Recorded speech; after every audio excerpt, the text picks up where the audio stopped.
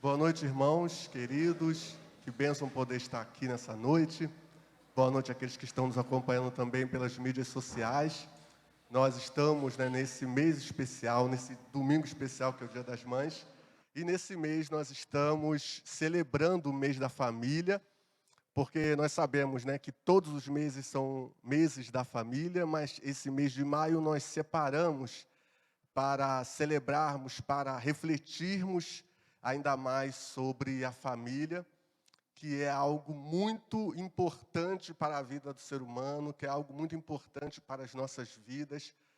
Eu fico pensando, refletindo, principalmente quando eu estava preparando a mensagem, as pessoas precisam saber, a importância que a família tem para a vida delas. Elas precisam valorizar as suas famílias cada vez mais. E a gente vê que a Bíblia, ela deixa muitas orientações acerca da família. E também, quando eu estava preparando o texto, eu me lembrei de como as passagens bíblicas, principalmente do apóstolo Paulo, ele faz essa comparação da igreja com a família. Então, existe uma relação íntima, entre a igreja e a família, entre a igreja e a obra de Deus, entre a igreja e tudo aquilo que Deus faz. Então, Deus é o autor da família e nós, como servos de Deus, devemos estar conscientes, daquilo que Deus quer para a nossa família, do propósito de Deus para a nossa família. Então, eu gostaria de convidá-los a abrir suas Bíblias no livro de Gênesis, capítulo 2, versículo 24. Gênesis, capítulo 2, versículo 24. Irmãos, a gente sabe que o tema da família em si é um tema amplo, que a gente pode abordar assim em vários aspectos. Então, a gente nessa reflexão não vai falar de um aspecto específico, nós vamos falar sobre vários aspectos e cremos que Deus estará falando aos nossos corações. Gênesis capítulo 2, versículo 24, diz assim o texto sagrado: Por isso deixa o homem, o pai e a mãe, e se une à sua mulher, tornando-se os dois uma só carne. Vou repetir. Por isso deixa o homem, o pai e a mãe, e se une à sua mulher, tornando-se os dois uma só carne. Senhor, nós queremos mais uma vez louvar o teu nome, te agradecer, glorificar a Ti por tantas bênçãos recebidas, ó Deus. Nós suplicamos ao Senhor nesse momento que o Senhor possa estar falando aos nossos corações, através da Sua palavra, que o Senhor possa estar nos direcionando, nos orientando na condução do nosso lar, da nossa família, Pai. Que o Senhor esteja abençoando os nossos lares e as nossas famílias a cada dia e que, acima de tudo, que sejamos referencial, que sejamos luz para as famílias desta sociedade, para as famílias dessa terra, Pai. Nós oramos agradecidos em nome de Jesus. Amém. Irmãos, a primeira impressão que eu tive quando eu comecei a me debruçar sobre esse texto é que esse texto que a gente crê e nós consideramos aqui a instituição da família por Deus, ele está inserido dentro do contexto da criação, dentro do contexto da narrativa da criação. Então, a gente percebe que a família foi criada, instituída por Deus, no momento, ou logo após em que Ele criou todas as coisas. Então, sem a família, o mundo seria incompleto. Sem a família, o mundo não teria sentido de existência. Então, Deus institui, nesse texto, a família. E é algo que nós devemos considerar, como eu falei, as pessoas precisam ter a consciência e considerar a importância da família. Ela é tão importante que ela está aqui, a sua instituição está inserida dentro do contexto da criação. E aí, a outra impressão que eu tive, quando me debrucei sobre esse texto, e o Senhor falou ao meu coração, é que ele é dividido em dois grandes blocos. A primeira parte é: por isso deixa o homem, o pai e a mãe, e se une à sua mulher. E qual é o ensinamento? Né? É interessante que, às vezes, o texto bíblico, a gente lê o texto várias vezes, mas a gente não... Toda vez que a gente lê, a gente tem uma impressão diferente, ou Deus fala conosco de uma maneira diferente. Então, eu olhei esse texto aqui de uma maneira que eu não tinha visto antes. Ele diz, por isso deixa o homem, o pai e a sua mãe, e se une à sua mulher. Isso significa o quê? Ao instituir a família, Deus estava dando a consciência da responsabilidade daquele casal que está sendo formado na construção do seu novo lar. Então, Deus estava orientando e direcionando, né? E a gente vê que esse texto, ele veio logo após a narrativa da criação da mulher, e parece que ele interrompe, né, essa narrativa e Deus pronuncia essa sentença.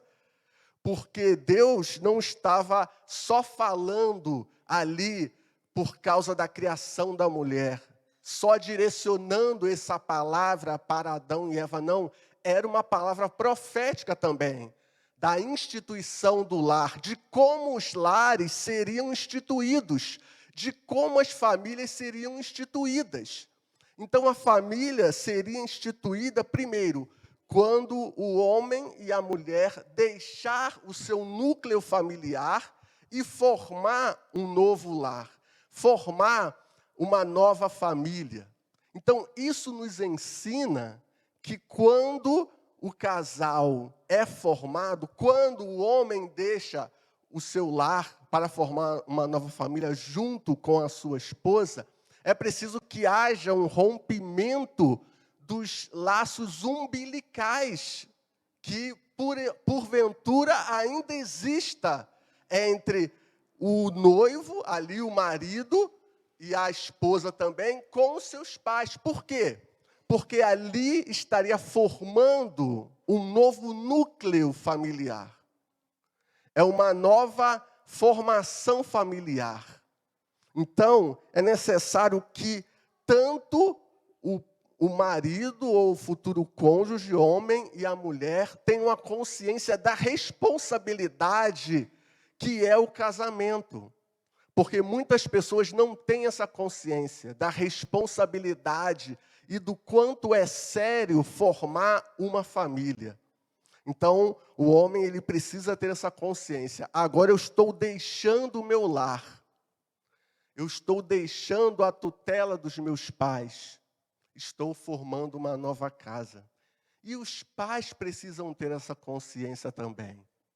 Quando o filho sai da sua casa para formar um novo lar, ele agora se torna independente.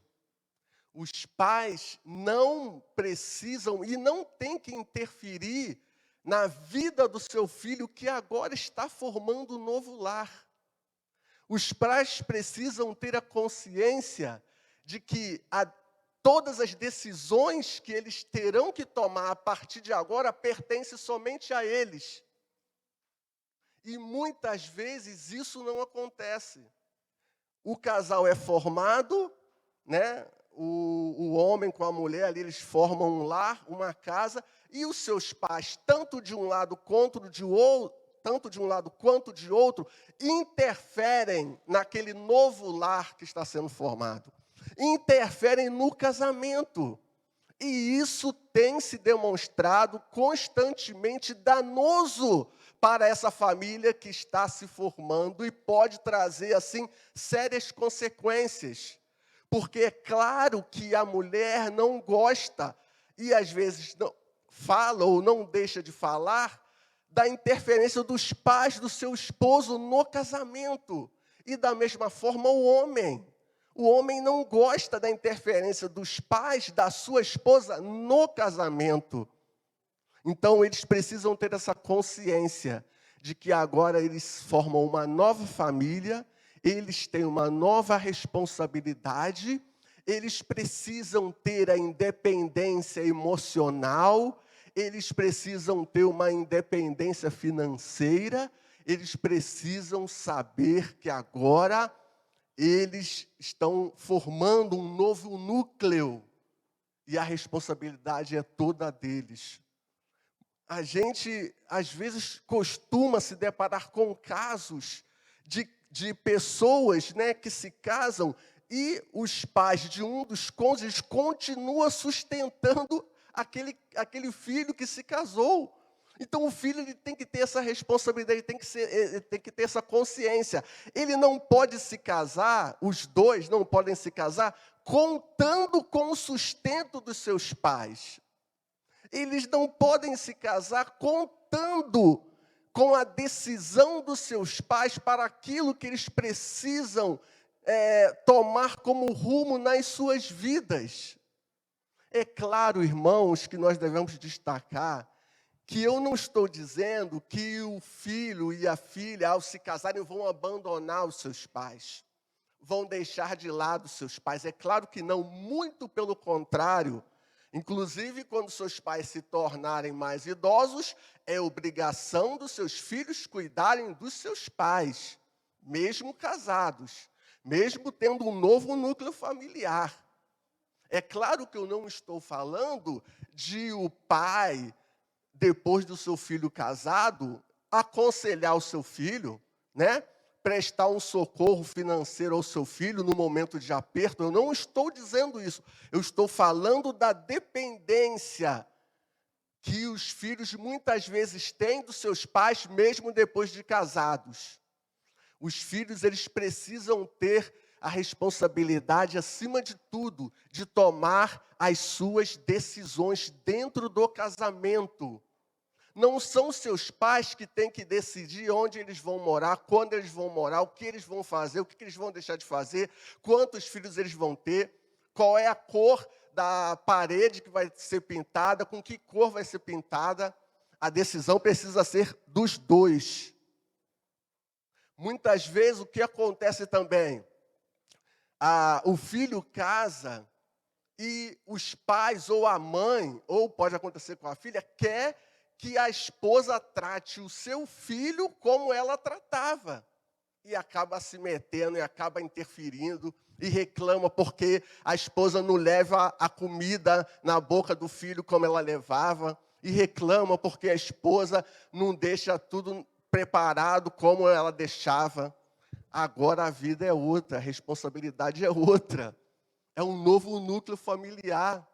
Não pode haver interferência. É preciso que haja esse corte no cordão umbilical. E o texto é claro: deixa o homem, o pai e a sua mãe e se une à sua mulher. Então eu vejo que Deus aqui está nos deixando essa orientação, nos deixando essa recomendação, porque agora é formado um novo núcleo familiar. Então é por isso que é importante nós salientarmos isso. A formação de uma família e o casamento é uma coisa muito séria. É uma coisa sagrada diante de Deus.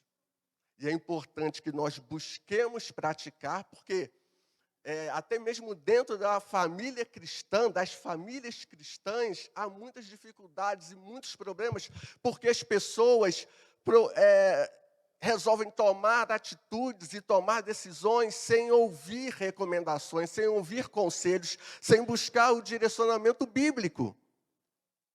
E é por isso que nós devemos buscar praticar essas verdades e orientar as outras pessoas e ser luz para as outras pessoas, que mesmo não vivendo no ambiente cristão, olha para nós, se espelham em nós. Então, é importante nós salientarmos isso e buscarmos praticar isso em nossas vidas. É uma nova formação, é um novo lar, é um novo casamento que está ali se concretizando. Então, os pais dos cônjuges que acabaram de se casar não podem interferir nesse casamento, não podem se meter nesse casamento, eles são independentes. Ai, que o meu filhinho, o que vai acontecer dele agora? O seu filho cresceu, a sua filha cresceu, eles são responsáveis, eles estão se formando um novo lar, eles estão formando uma nova família. E às vezes a interferência pode prejudicar o casamento deles. E o segundo ponto que eu observo aqui, diz, tornando os dois uma só carne, isto é, está demonstrando aqui a unidade que precisa existir dentro da casa. Quando a gente olha esse texto aqui, a gente observa apenas o contexto da conjunção carnal, da união carnal. Mas esse texto significa também a unidade que precisa ter, tanto do casal ali, que está se formando, marido e mulher, quanto também quando vierem os filhos. Mas a gente pode falar inicialmente dessa unidade que precisa existir entre o casal. Vocês se lembram, como eu falei anteriormente, que a Bíblia muitas vezes faz essa comparação da igreja com a família? É a mesma coisa. A família, a igreja, ela não precisa ter unidade, o que significa que não é uniformidade. As pessoas não são todas iguais. Não é porque as pessoas não são todas iguais que nós não podemos viver em unidade. Então, a família também, o casal, ele precisa viver em unidade, mesmo sendo diferentes, mesmo vindos de famílias diferentes, de contextos diferentes, de criação diferentes, eles precisam caminhar em unidade. Como diz o texto bíblico, andarão dois juntos se não houver entre eles acordo. Então, é necessário que essa unidade se manifeste na vida do casal. Eles precisam ter os mesmos planos e os mesmos objetivos. E é por isso que existe o namoro. O namoro é essa preparação para o casamento, onde eles vão se conhecer, onde eles vão conversar, onde eles vão combinar, onde eles vão decidir sobre o futuro deles, quantos filhos vão ter, onde eles vão morar, que rumo eles vão tomar, como eles vão se direcionar. Porque o casal ele não pode viver sem a unidade. A esposa não pode caminhar para um lado e o marido para o outro. Ela não pode pensar em educar os filhos de uma maneira e o marido de outra maneira. Então é necessário, irmãos e irmãs, que haja essa unidade, que o casal busque essa unidade, que o casal busque caminhar em unidade, mesmo com as suas diferenças, mesmo com as suas peculiaridades, mesmo com a sua particularidade. Às vezes eles não vão concordar em tudo também, mas naquilo que é essencial, eles precisam estar caminhando juntos. Então eu percebo que tornar os dois uma só carne significa também que o casal precisa ter essa consciência que eles têm que viver em unidade. E como eu falei, logo depois, quando vieram os filhos, o casal precisa também envolver os filhos nessa dinâmica. O casal precisa também orientar os seus filhos nessa questão de viver em unidade. E isso é atribuição de todos os componentes da família. Não é um componente da família só que tem que trabalhar pela unidade. Não é só um componente da família que tem que lutar pela unidade. Todos precisam contribuir. Marido, mulher, quando vier os filhos também. E quando eles estiverem um pouco mais crescidos, mais ainda, porque eles vão ter mais consciência. Todos eles precisam trabalhar pela unidade da família. É por isso que lá em Efésios 5 e 6, a gente vê o apóstolo Paulo trazendo recomendações para toda a família. Depois os irmãos que ainda não leram, se os irmãos já leram, retomem a esse texto, Efésios 5 e 6, o apóstolo Paulo dá recomendação para o esposo, para a esposa, para os filhos, para todo mundo, de como deve proceder, de como eles devem agir. Então, cada um fazendo a sua parte, cada um agindo da maneira como Deus quer, né? Deus vai abençoar a família. Na realidade, Deus já abençoou a família muitas vezes. A bênção de Deus está sobre a família, porque foi Ele que a instituiu, foi Ele que a constituiu. Basta que nós tenhamos a consciência de fazer a nossa parte. Basta nós termos a consciência do nosso papel dentro da família. Então, todos podem contribuir para a unidade do lar. É só olhar as recomendações do apóstolo Paulo. Todos devem trabalhar pela unidade do lar. E todos devem ter como ideal a unidade do lar. O lar, ele precisa caminhar numa mesma direção. Os cônjuges e os filhos precisam trabalhar numa mesma direção. E eu também destaquei aqui alguns pontos, irmãos e irmãs, sobre essa questão da unidade, alguns pontos que muitas vezes podem interferir nessa questão da unidade familiar. E como eu falei, voltando agora à questão da comparação com a igreja, vocês se lembram que Jesus disse que o mundo vai ver Ele atuando na igreja, ou vai ver a manifestação dele quando o mundo vê a unidade da igreja? Assim também é com a família.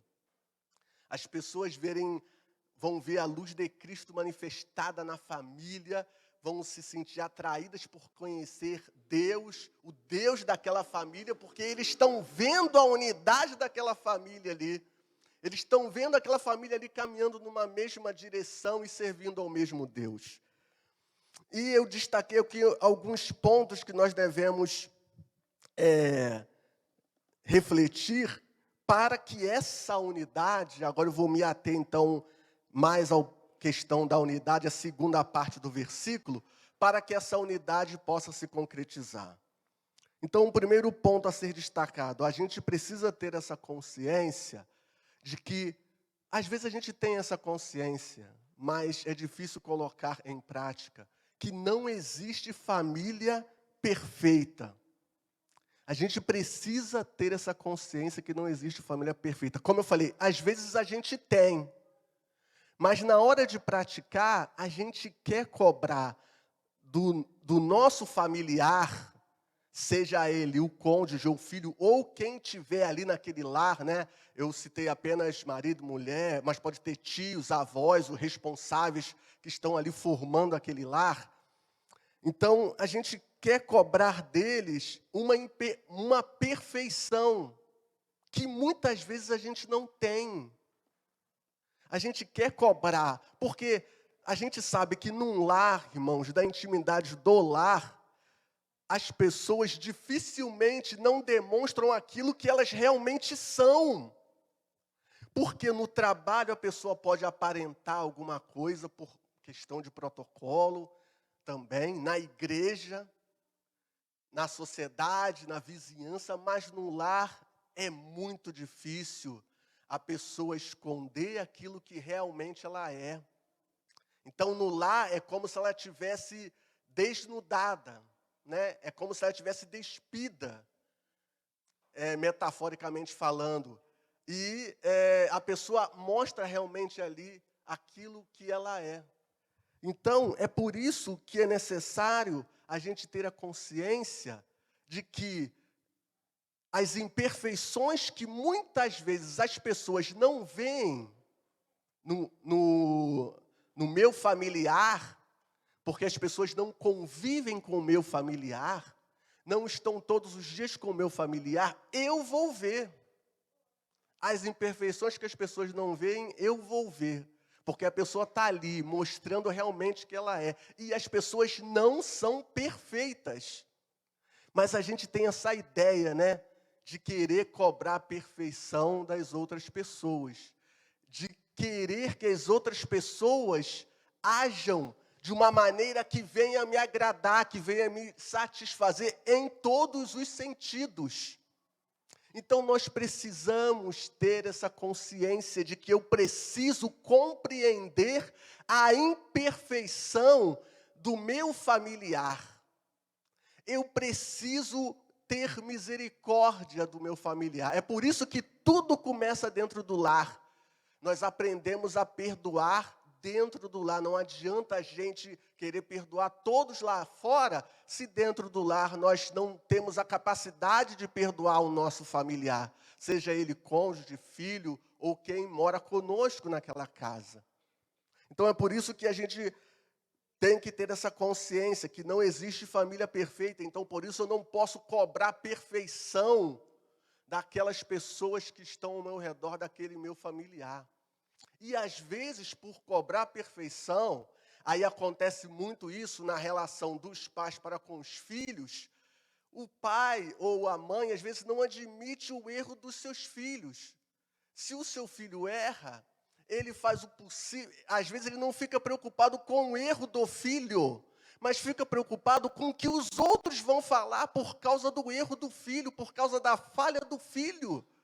Porque quer sempre demonstrar que a sua família é perfeita, quer mostrar para a sociedade que a sua família é perfeita. E às vezes o pai ou a mãe é rígido com o seu filho, é meio inconsequente com o seu filho porque o seu filho cometeu um erro. Então a gente tem que ter essa consciência de compreender os erros dos nossos familiares, de apoiar os erros dos nossos familiares. É claro, irmãos e irmãs, que quando o nosso filho erra, a gente vai disciplinar. É claro que quando o nosso filho erra, a gente vai orientar, mas a gente tem que ter também um coração misericordioso e compassivo. E reconhecer que a nossa família também pode cometer erros. E reconhecer que a gente não precisa ficar preocupado com o que os outros vão pensar, porque ninguém precisa ter a impressão de que a nossa família é perfeita, que a nossa família não erra. E às vezes a gente sacrifica um filho, às vezes a gente penaliza um filho, porque a gente tem essa necessidade de mostrar para os outros que a nossa família é perfeita. E a gente vê isso muito, né? Ainda mais agora com o advento das redes sociais, do Facebook, Instagram, as pessoas querem sempre demonstrar isso. E muitas vezes aquilo ali é uma fachada. Agora, quando a gente reconhece que a nossa família é imperfeita, a gente reconhece também que ela precisa de ajuste e nós vamos trabalhar para ajustá-la. Quando a gente reconhece que a nossa família é imperfeita e que eu sou imperfeito e que eu preciso reconhecer também os meus erros e não apontar só os erros dos meus familiares, eu vou trabalhar para que Deus possa estar me orientando, me conduzindo, me ajustando. Eu vou trabalhar para que o meu familiar também possa ser trabalhado por Deus e ajustado por Deus. Então a gente precisa ter essa consciência de que a família não é perfeita, que a nossa família não é perfeita, e a gente não precisa colocar esse jugo, agora falando dos pais com relação aos seus filhos, não precisa colocar esse jugo nas costas do nosso filho, dos nossos filhos, de querer que eles mostrem para as pessoas de que eles são perfeitos e que a nossa família é perfeita. Então a gente precisa ter essa consciência e trabalhar para isso. Um outro ponto que eu pude observar no ensinamento da família, agora em relação aos pais com seus filhos, ou os responsáveis com os seus filhos. E hoje em dia, irmãos e irmãs, a gente vê isso muito na sociedade, esse problema de quê?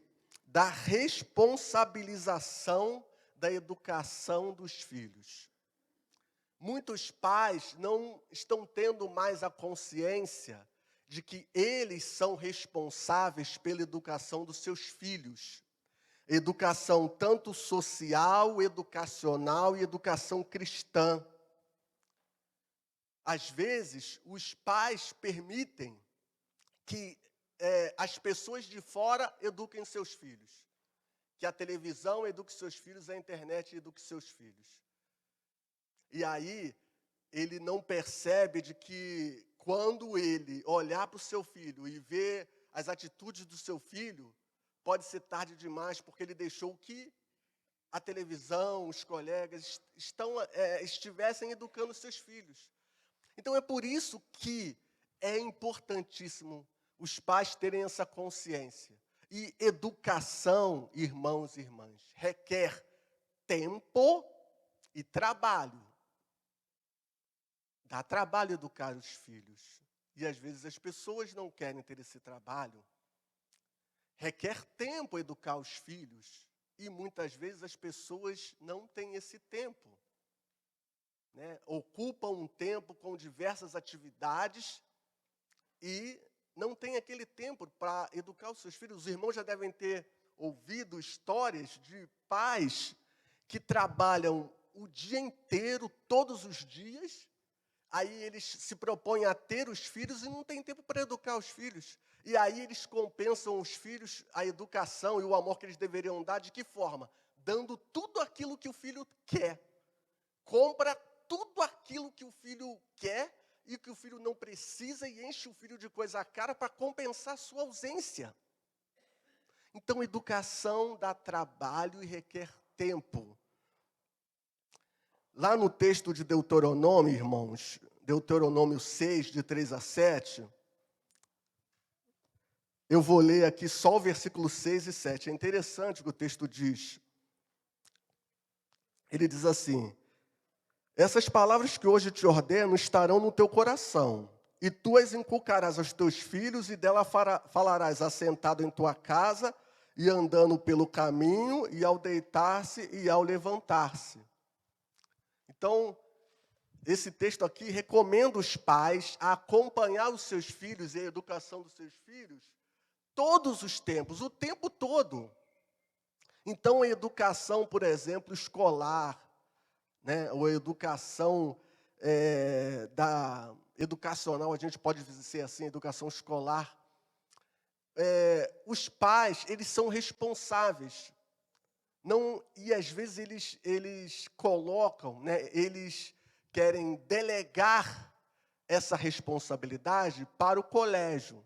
Às vezes eles querem que o colégio eduque o seu filho socialmente e academicamente. Mas os pais são responsáveis. Os pais, eles são responsáveis por acompanhar os seus filhos nas suas notas. Não é o colégio que tem que ficar ligando para o pai para saber como o pai está acompanhando o filho. O pai tem obrigação de os pais têm obrigação de acompanhar como os seus filhos estão na escola, as notas que eles estão tirando, como está o comportamento deles, como eles estão se saindo nas provas, enfim. O pai não... E hoje em dia a gente vê muito isso, principalmente as pessoas que trabalham com educação. Os pais imaginam que eles estão cumprindo com a obrigação dele em matricular os filhos e largar os filhos no colégio e deixar. Só no final do ano que ele vai ver o que aconteceu, se passou ou se não passou.